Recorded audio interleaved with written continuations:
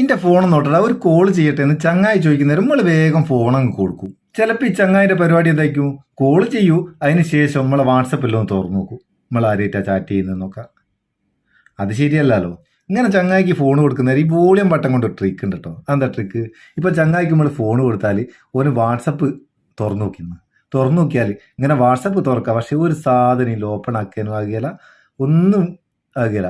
ആ വാട്സപ്പ് തുറന്ന് ആ സ്ക്രീൻ അങ്ങനെ തന്നെ നിൽക്കും. എന്താ ഇതെന്ന് സംഭവം എന്നിട്ട് തിരിയേയില്ല. ഇതാണ് ട്രിക്ക്. ഇത് നമുക്ക് തുറക്കണമെങ്കിൽ ഞാനിപ്പോൾ എൻ്റെ വോളിയം ബട്ടൺ 2 പ്രാവശ്യം ക്ലിക്ക് ചെയ്താൽ അത് വാട്സപ്പ് തുറന്ന്. എങ്ങനെ ഇത് സെറ്റ് ചെയ്യുക?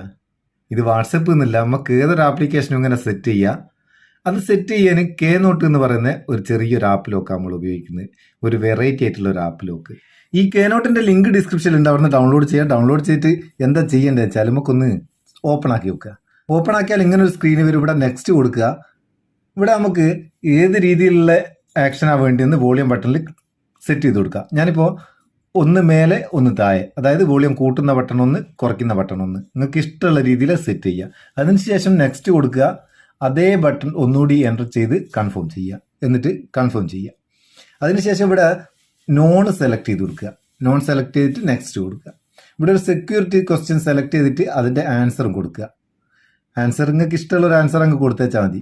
അതിനുശേഷം ഫിനിഷ് കൊടുക്കുക. ഫിനിഷ് കൊടുക്കുന്നതിന് 2 പെർമിഷൻ ചോദിക്കുക, അലോ ചെയ്ത് കൊടുക്കുക. അതിനുശേഷം ഇങ്ങനെ ഒരു നോട്ട് പാഡ് നമുക്ക് ഓപ്പൺ ആകുക.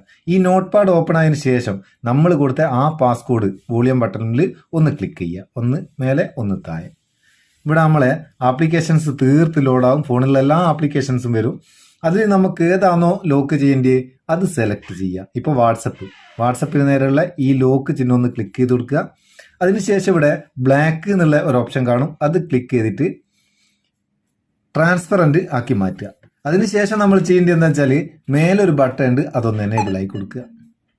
ഇത്രയും ചെയ്താൽ മതി.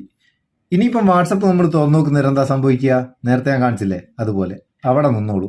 ഒന്നും വരികയില്ല, പോവുകയില്ല, തുറക്കാനും ആകുകയില്ല, അടയ്ക്കാനും ആകുകയില്ല, ഒന്നും ആകുകയില്ല.